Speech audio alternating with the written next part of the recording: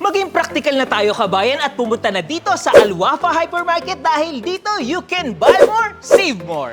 Bili mo na ang chocolate jewels na ito, 650 grams sa halagang 34.95. Isang tray ng malalaking itlog, 11.95 lang.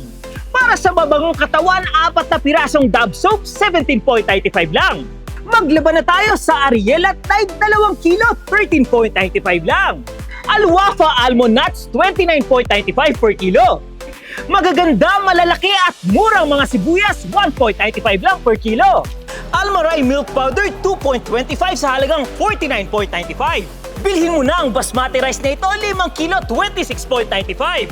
Asukal ng Al Wafa, 5 kilo sa halagang 12.95. Para sa gusot na damit, Panasonic Dry Iron, 149. Magluto na tayo sa 11 liters pressure cooker, 69.95 lang. Magpiknik na tayo sa carpet na ito, 49.50 lang. Kabayan, 10 pirasong stainless steel, 99 real lang. 3 pirasong trolley bag, 139 lang.